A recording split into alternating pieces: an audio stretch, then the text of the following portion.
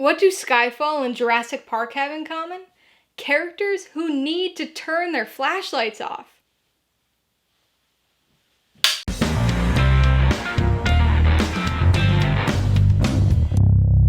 Hey everybody, welcome to Mainly Movies. Today we're going to be continuing my 007 review series with the 23rd James Bond film, 2012's Skyfall. If you're new here, please consider subscribing for a variety of movie-related content like reviews, ranked lists, and trailer reactions.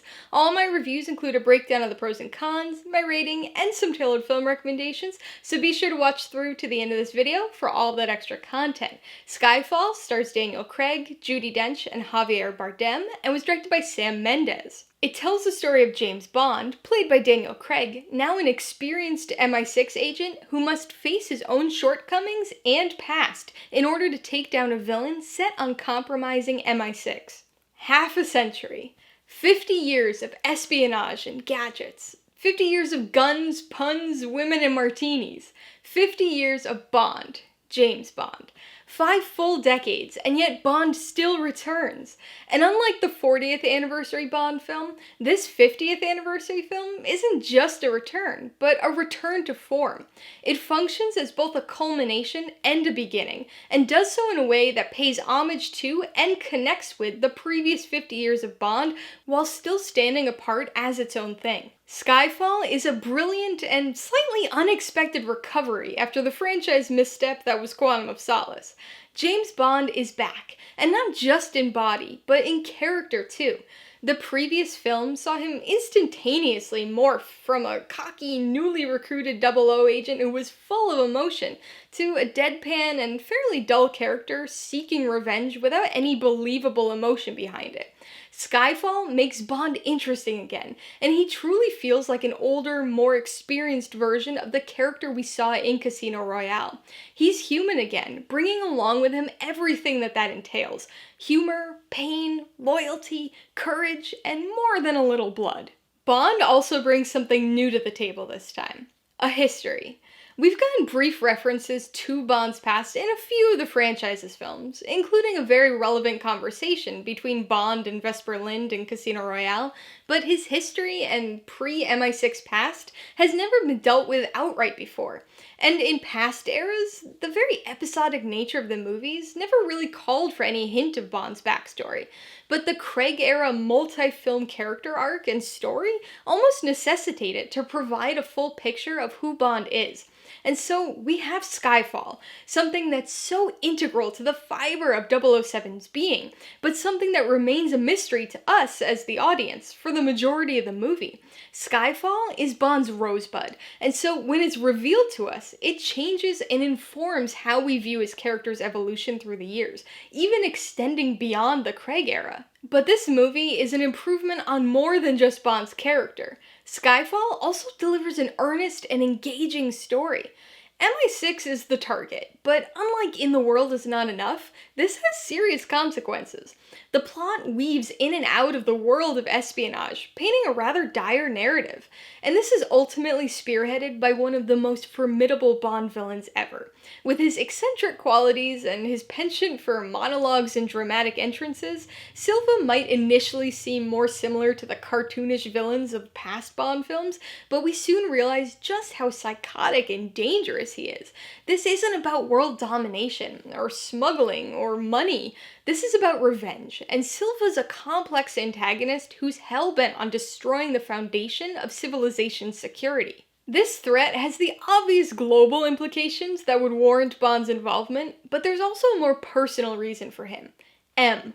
Ever since Judi Dench came on as M in the Brosnan era, there's been a unique dynamic between her and Bond. And even though Casino Royale rebooted her character too, we still see that relationship between them. That's different and more personal than any other Bond-M pairing in the past. And so with M very much in Silva's sights, we see some more exploration of that relationship dynamic, and have far more M involvement in the story than we've ever seen before. In addition to the improved characterization and story, Skyfall also provides us with some major improvements in action, especially when compared to Quantum of Solace. This film's action-packed, but thankfully uses its action sequences to enhance tension and progress the story rather than just simply to be visual spectacles. The entire cold opening provides an intensity that rivals the parkour chase of Casino Royale and starts the film off with a reverberating bang. In an equally impressive final action set piece, the film's excitement closes with an even bigger and more impactful bang. Throughout this movie, the action sequences are wonderfully edited, which is a big relief after the last film. But really, the whole movie looks amazing, with easily the best cinematography in the franchise. Skyfall is an intense and resonant film, but despite its overtly serious themes, it still manages to remain fun. The pacing and tone of this movie are just spot on, and the humor's back in the perfect dosage. Bond has his entertaining quips, of course, but there's also so much good banter and situational humor, as well as playful homages to past films in the franchise. We've got a surprising new Q, an entertaining Home Alone-esque sequence, and an inconspicuous Aston Martin, complete with ejector seat. Fans of the franchise may be disappointed by the lack of sharks in this movie, but hey, Komodo dragons aren't a bad substitute. Perhaps one of the most smile-inducing things about this film for me personally was the inclusion of my favorite character in the franchise, Moneypenny.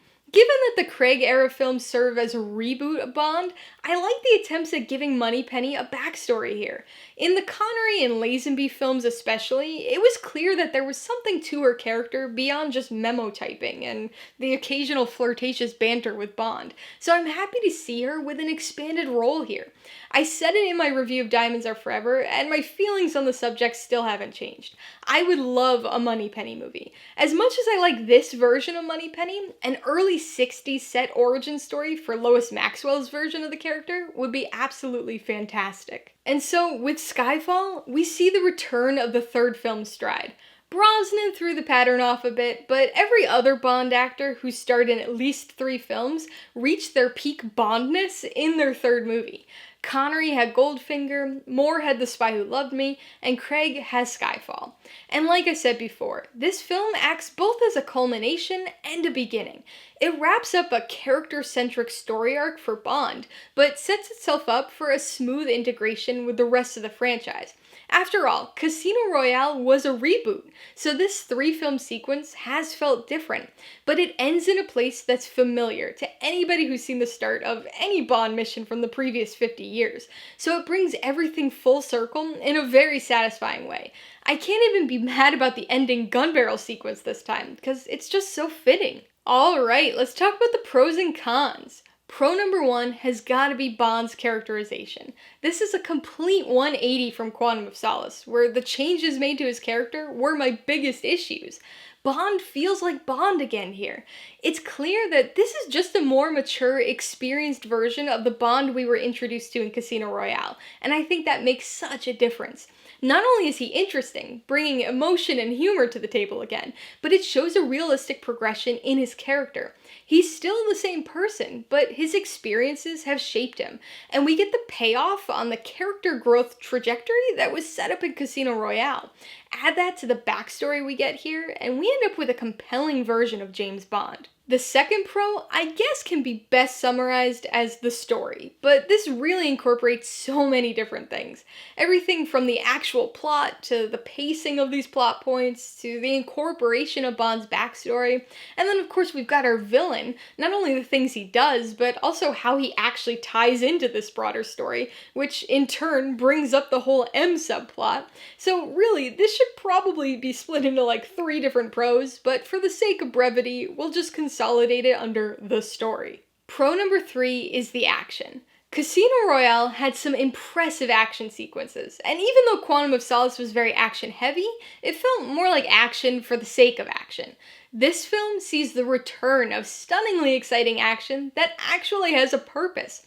There are some huge moments and set pieces here, but somehow none of it ends up feeling superfluous. It's not stuff that you or I'd be able to do, but it feels grounded and like it has true impact and meaning again. On the con side, I don't have any major issues. The only thing that bothers me, and I say that loosely, is how this movie fits into the timeline of the Craig era. Again, this is not a major con or anything, more like a slightly distracting after-the-fact question that it leaves for me. So we know that this film shows us a more experienced, older Bond, but it's not exactly clear, at least to me, how much time has passed since Quantum of Solace. Because Casino Royale takes place in 2006, at least according to a call log shown in the movie, and Quantum of Solace picks up right after that, so we can safely assume it's also set in 2006. Since Skyfall came out in 2012, I want to say that's when this movie's set, but Bond just seems so old and battle-worn for only 6 years of being 007. Maybe I'm just spoiled by the longevity of the Connery and Moore Bonds, but the timeline just seems a bit off to me, especially since we've got at least 2 more Craig-era films that came after this. I'm gonna give Skyfall 4.5 out of 5 paws. This is a really fantastic film for a number of reasons, and I always go back and forth between 4 and 4.5 on this one, but I think the filmmaking aspects of this movie help to push it up that extra half paw beyond what the story alone can. I would recommend Skyfall to anybody who likes well-crafted movies. And I know that sounds incredibly broad, but this is such a well-made movie and has elements to it that I think almost anybody will enjoy. Existing Bond fans will probably get the most out of this movie, especially if you like the Craig era, but this movie is set up in a way where it can be fairly easily understood and appreciated by people who have never seen another Bond movie. I definitely suggest watching the 2 earlier Craig era films first, but you won't be completely lost or anything if you don't. If you liked Skyfall, I would recommend the 21st Bond film, Casino Royale. That film kicks off the Craig era and this rebooted version of Bond, so it really helps to establish the beginnings of Bond as a character as well as a 00 agent. It also begins to hint at things that start to get revealed and expanded on here in this movie. If you want another well-shot Bond film that dives into Bond's emotions and vulnerability, I would suggest you check out On Her Majesty's Secret Service, the 6th film in the Bond franchise. And if you want another Bond movie where the villain has insider information that gives him a bit of an advantage, you might want to watch GoldenEye. This movie also serves as Judi Dench's introduction as M in the pre-reboot timeline, and features some of her other best moments as the character. Alright, a couple questions for you guys. Number 1, have you seen Skyfall? If so, what'd you think of it? And number 2, what's your favorite long-running film franchise? Be sure to leave your answers in the comments below so we can get a discussion going. Alright, so if you got some enjoyment, insider information out of this review, I'd appreciate it if you'd hit that like button, and if you haven't done so already, please hit subscribe while you're at it to see more videos like this. Till next time, this has been Alyssa with Mainly Movies, the way life should be.